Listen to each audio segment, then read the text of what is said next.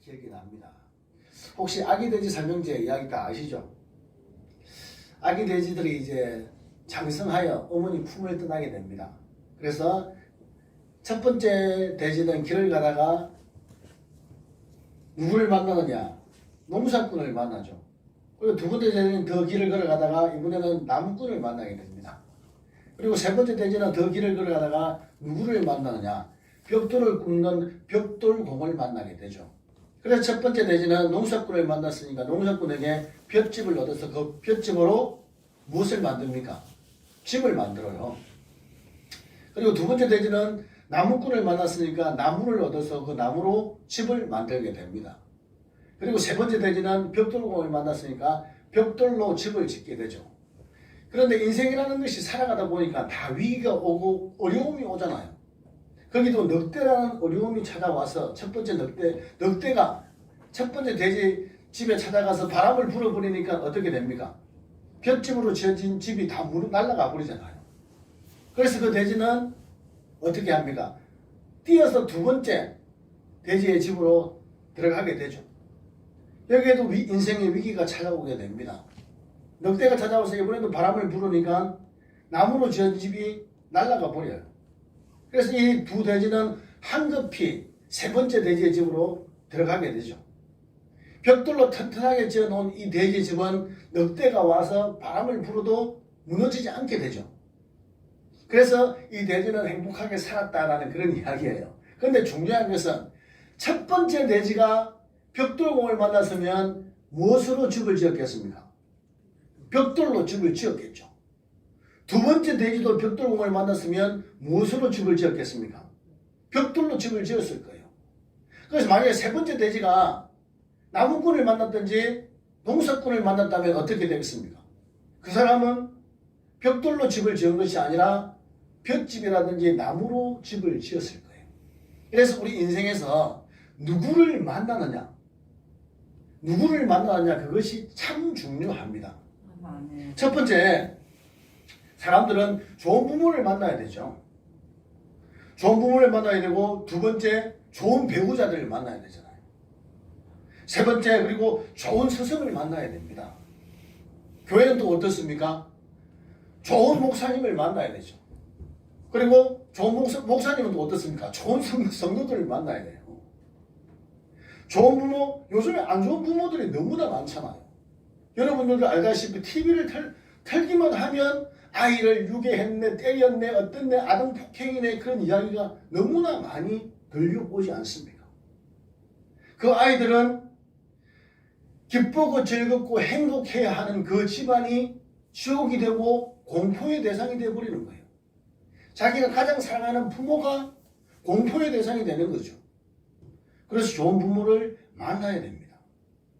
그리고 좋은 배우자를 만나야 되죠. 오래 살면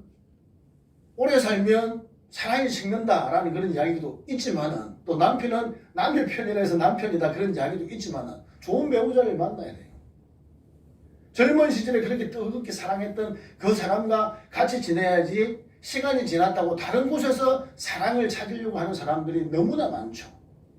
오늘날 다른 곳에서 위로를 받으려고 하는 사람들이 너무나 많아요. 이 코로나 시대에 뉴스를 보니까 노래방을 개조해서 거기서 불법적으로 여자를 만나고 그런 뉴스들이 많이 나오더라고요. 좋은 배우자를 만나야 가정이 행복해지고 즐거워지는 거죠. 또 좋은 스승을 만나야 됩니다. 배움에 있어서 좋은 스승, 오늘날 스승이 없는 시대다라고 이야기를 하잖아요. 교회도 앞서 이야기한 것처럼 좋은 목사님을 만나야 됩니다. 아멘. 그리고 목사님 또한 어떻습니까? 좋은 성도들을 만나야 되죠. 아멘. 힘들게 하는 성도들이 없을 것 같은데 많이 있습니다. 또 힘들게 하는 목사님들도 많이 계시고, 기쁨의 원천, 즐거움의 원천, 내가 있는 그곳, 그것이 날마다 천국이 되기 위해서는 우리가 좋은 만남들이 있어야 된단 말이죠. 그 중에 가장 큰 만남이 바로 누굽니까? 예수 그리스도와의 만남이죠. 아멘. 조금 있으면 성탄들이 다 다가오잖아요. 아직까지 믿음이 없는 분이나 아직까지 하나님을 만나지 못한 사람이 있다면 세상의 작은 것부터 채울 것이 아니라 가난한 하나님부터 내 가슴 속에 채워야 다른 것들을 채울 수 있는 거예요. 서로가 안 맞으니까 가정이 지옥이 되는 거예요. 부부 사이가 지옥이 되죠. 회사 나가는 게 고역이고 지옥이 됩니다. 또 목사님과 트러블이 있다가 성도들과 트러블이 있으면 어떻습니까? 교회 나오는 게 지옥이 되는 거죠. 좋은 부모, 좋은 배우자, 좋은 동료, 좋은 목사, 좋은 성도, 이런 만남들이 분명히 중요합니다. 사람들은 이 세상을 살아가면서 많은 사람들을 만나죠. 만나면서 관계를 많이 맺고 살아갑니다. 그런데 사람이 처음에 내가 이 있는 세상들을 어떻게 볼 것이냐, 이것을 우리는 세계관이라고 그렇게 이야기를 해요. 이 세계관이 결정되기 위해서 그러면 내가 어떻게 살아갈 것인가, 이것을 가치관이라고 그렇게 이야기를 합니다. 이 세계관과 가치관의 결정에 의해서 내가 무엇의 가치를 두고 살아갈 것인가, 내가 돈의 가치를 둘 것이냐, 아니면 신앙의 가치를 둘 것이냐, 아니면 남편이나 아내의 가치를 둘 것이냐, 자식에게 가치를 둘 것이냐, 아니면 먹고 마시는 것에 가치를 둘 것이냐, 그 가치를 두는 것에 따라서 그 사람의 인생의 패턴이 결정이 되죠. 말이 결정이 되고 행동이 결정이 되고 하는 것이 결정이 되죠. 이런 이야기가 있죠. 양복을 입었을 때와 군복을 입었을 때, 예비 군복을 입었을 때 사람들의 나오는 행동과 말이 다르더라, 그런 이야기 하잖아요. 이것처럼 우리는 다른 것보다 가장 먼저 예수 그리스도를 만나는 것이 가장 중요합니다. 오늘 이 이야기는 이렇습니다. 여러분이 잘 아는 이야기인데, 이 이야기의 줄거리는 사마리아의 야곱의 우물이라는 곳에서 예수님께서 12시쯤 6시쯤으로 되어 있는데, 이걸 우리나라 시간으로 바꾸면 12시쯤이에요. 이 12시쯤에 어떤 여인을 만나게 됩니다. 그 당시에 같이 있던 제자들은 먹을 것을 사러 가버리고 아무도 없는 그런 상태였죠. 쉽게 말하면 그 당시에 유대인과 사마리아인들은 만나면 안 돼요. 이야기를 하면 안 돼요. 그곳에 갈 일이 있어도 유대인들은 그곳을 들어가지 않고 힘들더라도 그 사마리아 지역을 둘러서 가버립니다. 소위 말하는, 여러분이 아는 단어로 튀기라고 아시죠? 튀기. 피가 섞였다는 거예요.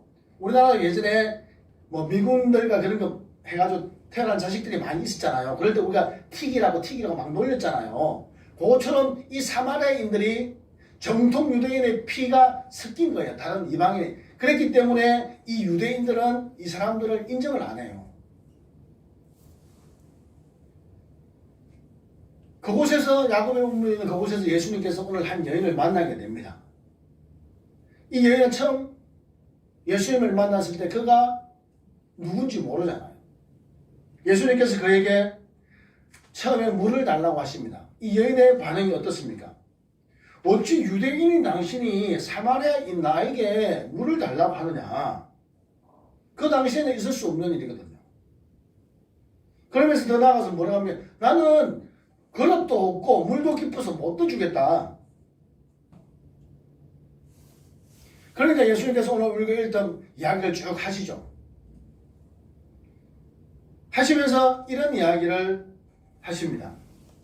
네 남편을 데리고 오라. 네 남편을 데리고 오라. 이 여자는 지금까지 결혼을 많이 했어요. 왜 사람들이 아무도 없는 12시에 물을 떨어오느냐, 그런 이야기를 지금까지 많이 들어서 알고 계시잖아요.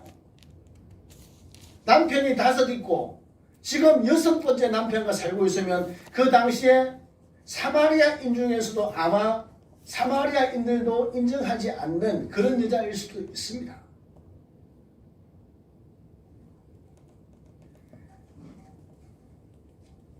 남편이 5 있고 6번째 남편과 살고 있다.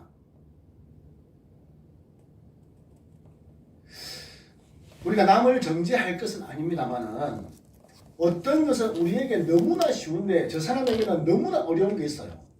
이건 이렇게 하면 될 텐데, 이거 결심만 하면 될 텐데 그 사람은 그것을 못하는 거예요. 우리가 그것을 정죄할 수 있습니까? 없습니까? 우리는 정죄할 수 없어요. 어느 누구에게는 이것이 너무 쉽지만은 저 사람에게는 그것만큼 어려운 게 없어요. 그러하기에 우리는 항상 우리의 잘난 것을 자랑하지 말고 우리의 못난 부분을 돌아봐야 되죠. 이런 이야기가 있었습니다. 칼을 잘 쓰는 사람이 있어요. 자기 스승과 대련을 했습니다. 대련을 한 중에 이번에는 스승이 하는 이야기가 너는 이번에 칼로 대련을 하지 말고 나하고 창으로 대련을 해보자. 이 사람은 창을 잘 못 써요. 그래서 대련을 하니까 어떻게 되겠습니까? 당연히 스승이 이기겠죠. 그래서 이 사람이 이렇게 이야기를 합니다. 스승님, 만일에 창으로 대련하지 않고 칼로 대련했다면 내가 이겼을 겁니다. 라고 이야기를 하니까 스승이 이렇게 이야기를 하는 거예요. 칼을 잘 쓰는 것을 자랑하지 말고 창을 잘 쓰지 못하는 것을 부끄러워해라. 우리는 어떻습니까? 우리가 잘하는 것들도 있어요. 반면에 우리가 못하는 것들도 있잖아요. 우리가 저 사람 저건 못한다고 정죄할 수 없습니다. 인간의 생각은 얕고 인간의 지혜는 항상 더 얕잖아요. 신앙생활을 하고 믿음생활을 하다 보면 그 당시에는 그것이 그렇게 안 보였는데 지나고 나니까 보이는 것들이 많이 있잖아요. 그래서 우리가 항상 고백하기를 그때 하나님이 그렇게 도와주셨구나 라고 우리가 얼마나 많이 고백을 합니까? 내가 그 어려운 시간을 지나갈 때 아무도 없고 모두 손가락질하고 정죄만 하는 그 자리에 있었던 것 같은데 그래도 나의 손을 잡고 묵묵히 걸어가 주셨던 그 그리스도를 언제 발견하게 됩니까? 시간이 지나고 난 후에 모든 상처들이 아무러져 갈 때쯤 그때 그렇게 해 주셨구나 라고 느끼게 되는 거죠. 아무리 좋은 씨앗도 어떻습니까? 좋은 씨앗 30배, 60배, 100배의 열매를 거둔다는 거 알고 있죠? 그런 게 중요한 것은 아무리 좋은 씨앗을 심어도 거두는 시기 전에 거두면 어떻습니까? 거둘 시기 전에 거두면 어떻게 되는 거예요? 아무리 좋은 씨앗을 30배 맺고 60배 맺고 100배 맺는 그런 씨앗을 심어도 적절한 거두는 그 시기 전에 거두면 그 열매는 맛이 없어요.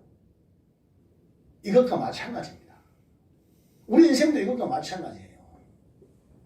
아무리 좋은 씨앗이 심겨져도 그 거둘 시기에 거두지 않으면 맛이 없는 것처럼 시기가 중요한 거죠. 때가 중요한 겁니다. 지금 이때에 예수 그리스도를 만나지 않으면 지금 이때에 하나님을 만나지 않으면 여러분의 인생이 어떻게 될 줄 몰라요. 자고 일어났는데 내일이 없을 수도 있습니다. 이 여인은 오늘 여기서 예수님을 만나요. 처음에 만나니까 누군지 몰라요. 처음에 뭐라고 하느냐? 당신 그렇게 이야기를 해요. 두 번째 주여, 세 번째 선지자, 네 번째 그리스도 이렇게 변해갑니다. 신앙도 마찬가지예요. 처음에는 우리가 아무것도 모르잖아요. 내 욕심이 살아있고 내가 살아있어서 아직 교회보다 신앙보다 믿음보다 내가 나를 이끌어갈 때가 너무 많잖아요. 그러면서 우리 입으로는 뭐라고 이야기를 합니까? 나의 나된 것은 하나님의 은혜다. 아니잖아요. 그렇게 고백 안 하잖아요. 삶은 그렇게 고백 안 하잖아요. 이렇습니다.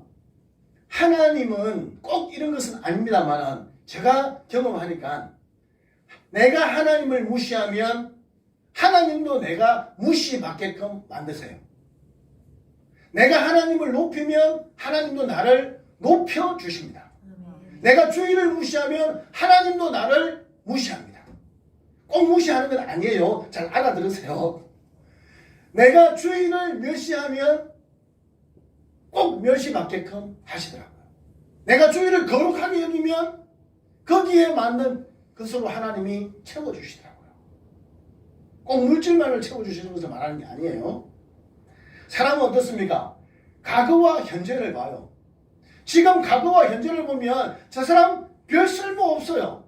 이 여자 보세요. 과거 어떻습니까? 5명의 남편이 있고 지금 다른 남자하고 살고 있는 그런 과거와 현재잖아요. 그러나 어떻습니까? 그리스도인들에게는요, 미래가 있거든요.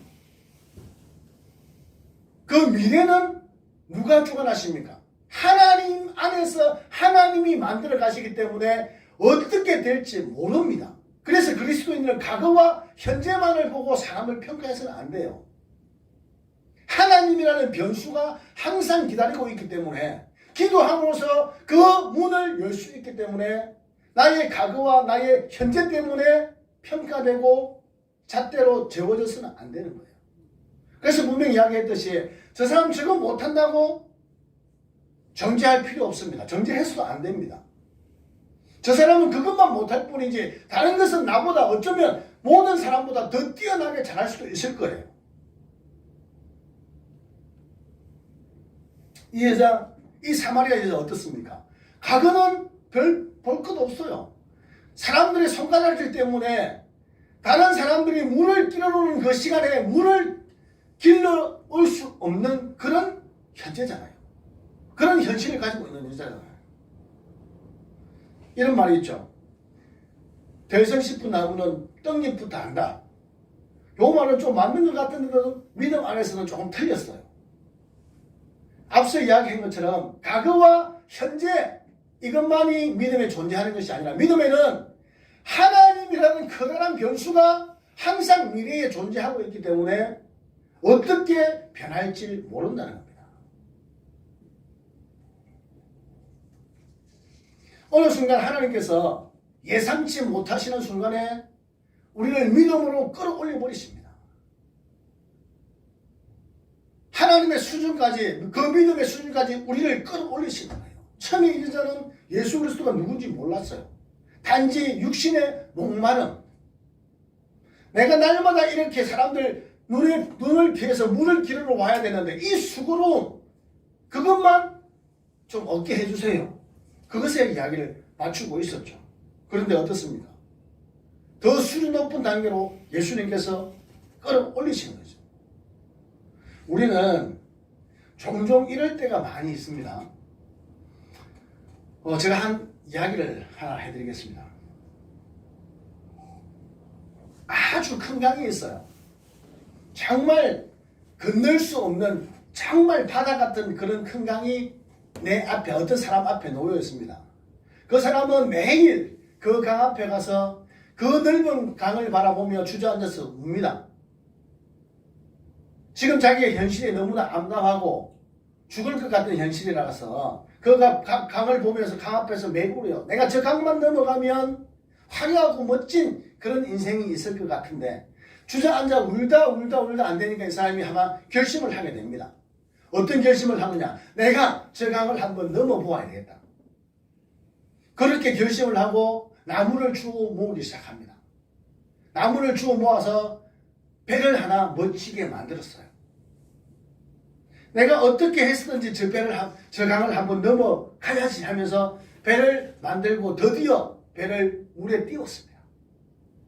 막상 바깥에서 볼 때와 물속에 들어갔을 때는 너무나 차이가 나는 거예요.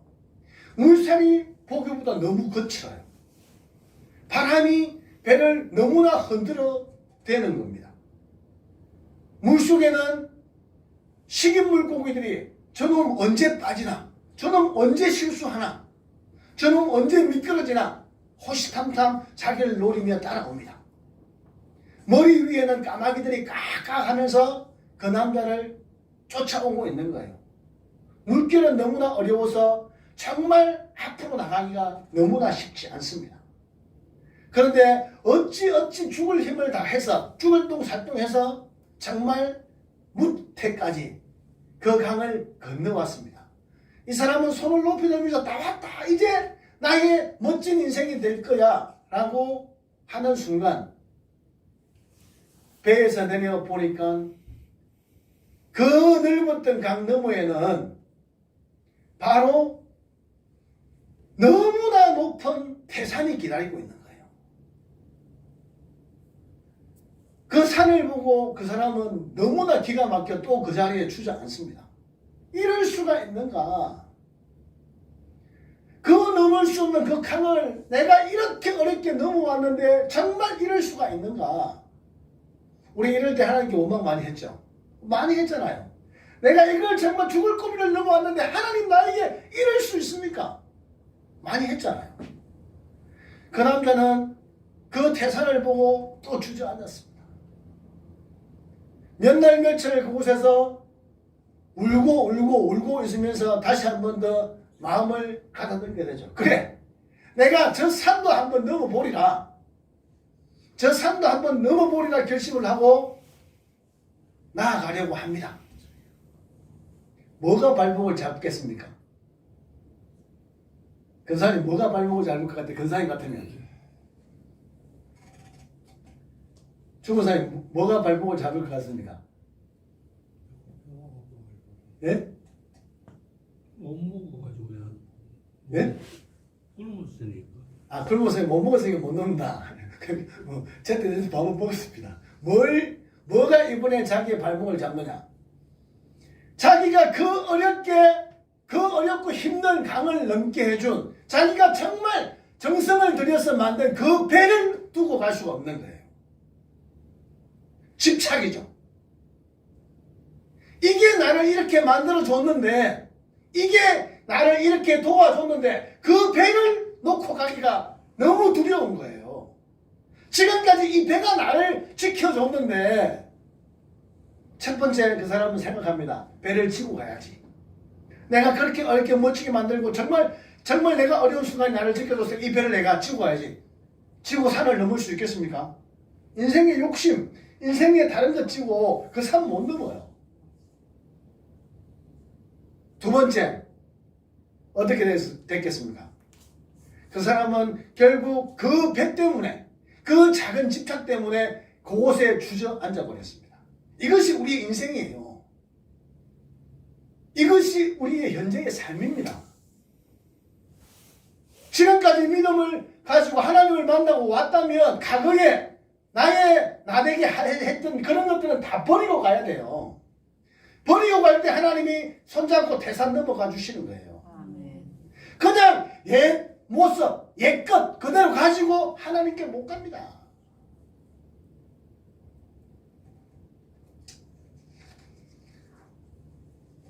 잘 생각해 보세요. 진정한 그리스도인, 진정한 하나님을 만나고 진정한 하나님과 함께하는 삶을 하기 위해서는, 여러분 당면 아시죠? 당면이 나중에 뭐가 됩니까? 잡채가 되잖아요. 그러면 엄청 맛있잖아요. 삶기고 여러 가지와 섞이면 맛있는 잡채가 되듯이 우리가 옛것 다 내려놓고 그리스도와 함께 섞이면 맛있는 잡채가 되는 거예요. 밥도 쌀도 마찬가지예요.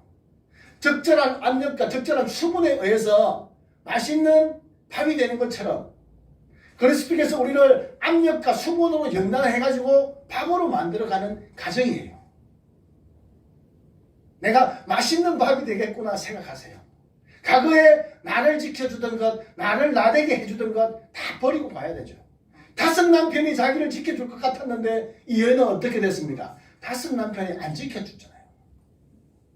6번째 남편도 지켜줄 것 같은데 이 여인의 대답은 뭡니까? 나는 남편이 없습니다 라잖아요. 5 남편 1명 더 6번째잖아요. 불완전하다는 성경에서 말하는 6은 불완전이에요. 7이 돼야 완전해지는 거거든요.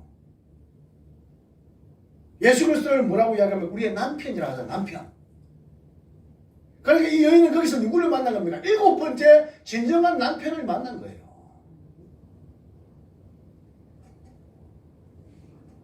어떻습니까? 이 세상을 살아갈 때 우리가 넓은 바다만 보고 바다 속에서 하나님을 발견하지 못하면 무엇밖에 못 봅니까? 용왕신밖에 못 봐요. 바다를 보고 하나님을 발견해야지. 세상 사람들은 바다를 보고 무엇을 발견합니까? 하나님을 볼 눈이 없으니까 용왕신밖에 못 보는 거예요. 산을 보고 그 산에서 하나님을 발견하지 못하니까 사람들은 무엇밖에 못 봅니까? 산신령밖에 못 보는 거예요. 나무를 보고 그 나무 속에서 하나님께서 자연을 만들어내신 그런 것을 발견하지 못하면 무엇밖에 못 봅니까? 성황당밖에 못 보는 거예요.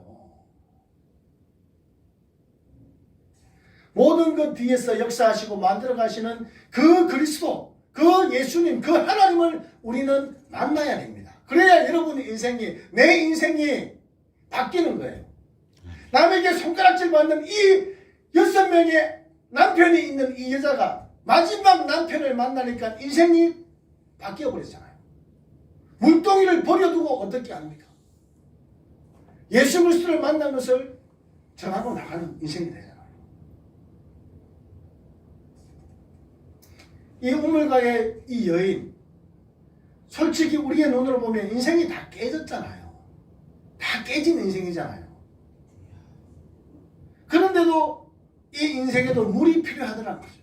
그래서 물을 필요로 아무도 없는 시간에 나오잖아요. 그곳에서 예수 그리스도께서 만나 주시지 않습니까? 예배는 장소도 중요하겠지만 장소보다 정성이에요. 여기서 말하는 정성은 불교식 정성을 말하는 게 아니에요. 좀 오해하지 마세요. 정성입니다. 앞서 이야기한 것처럼 내가 하나님을 높이면 하나님도 나를 높여주는 것처럼, 내가 주의를 무시하면 하나님도 무시받게끔, 나를 무시받게끔 하는 것처럼, 내가 주의를 정성스럽게 준비하고 예배를 정성스럽게 준비해서 그렇게 오면 하나님이 거기에 맞는 정성으로 답하신다는 거예요. 불교식 정성 아니에요. 오해하시면 안 돼요. 뭐 108번 했는데 108배를 해야 되는데 107배를 해서 하나님 그 기도를 안 들어줬다 그런 거 아니에요. 그런 정성 아니에요. 나의 마음가짐, 내가 재물됨의 정성을 말하는 겁니다. 13절과 15절에 여자의 요구를 예수님께서 다 들어주시죠. 그러면서 네 남편을 데리고 오라. 어느 남편을 데려가겠습니까? 6명이나 있는 남편 중에 어느 남편을 데려가겠습니까? 여러분, 하나님께서 여러분에게 내가 너를 좀 사용하자, 내가 너를 좀 사용하자 할 때 여러분은 어떻게 하겠습니까? 여러분 마음속에 가장 먼저 떠오르는 것, 그것이 바로 내 남편이죠. 나를 지켜줄 것 같은 그 배, 그것이 내가 의지하는 내 남편이었다는 거예요.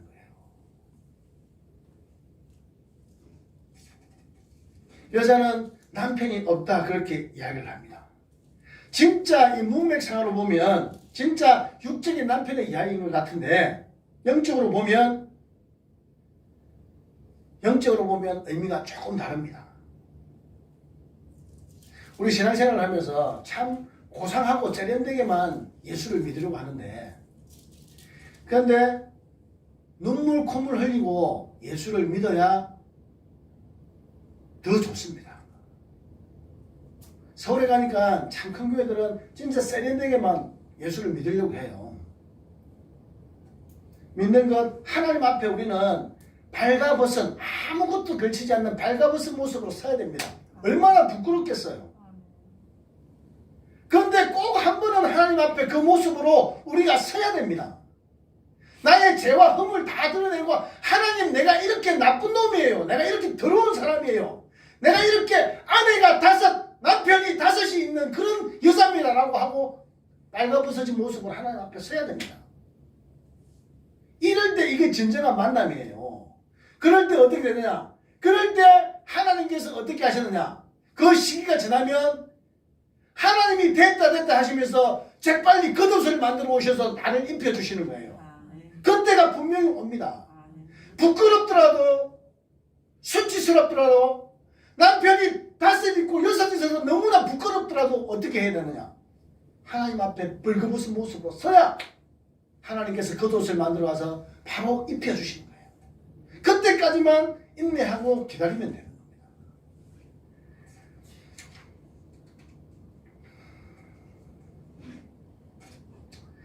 예수님께서는 우리에게 항상 천국을 보여주시고 이 삶들이 천국의 삶이 되게 해주시고 천국을 맛보게 해주시려고 하는데, 우리는 항상 목마름이 있고 갈증이 있고, 왜 그렇습니까? 예수 그리스도가 아직 우리에게 나의 목마름을 채워줄 수 있는 모든 것이 안 되는 것 같게 여기기 때문에 그래요. 예수 그리스도가 가장 크면 다른 것들, 작은 것들은 예수 그리스도 안에서 이어져 가야 되는데 다른 것들이 더 크니까 차츰차츰 신앙과 믿음과 예수 그리스도가 작아져 버리는 거예요.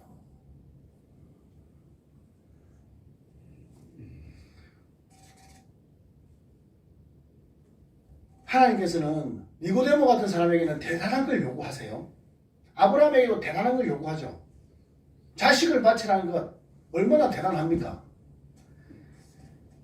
그러나 이 여인에게는 아무것도 요구하지 않으세요. 아무것도 요구하시지 않지만은 그 여자의 모든 부끄러움을 다 드러내 버리시죠. 나의 모든 부끄러움을 다 드러내고 하나님 앞에 벌거벗은 모습으로 서야 됩니다. 그때가 진정 하나님과의 만남이 이루어지는 거예요. 인생 막장 같은 삶이 그리스도를 만나고 그곳에 자신의 모든 것을 드러낸 여인에게 진정 그리스도의 모습, 그리스도가 되어서 내가 그리스도를 만났다 하고 외치며 뛰어나가잖아요. 과연 여러분은 그리스도를 만나고 물동이를 버려두고 뛰어나갈 그런 용기가 있습니까? 사회적인 체면 때문에 여러 가지 조건 때문에 물동이를 버리고 뛰어가는 것이 아니라 물동이를 싹 짊어지고 뛰어가고 있는 모습은 아닙니까? 그 남자처럼 내가 배를 메고 산을 넘어야지 그러고 있는 것은 아닙니까?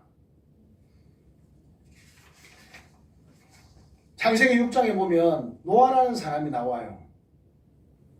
창세기 6장 9절 말씀에 이것은 노아의 조건이라 노아는 의인이요 당대의 완전한 자라 그가 하나님과 동행하였으며 이렇게 기록을 합니다.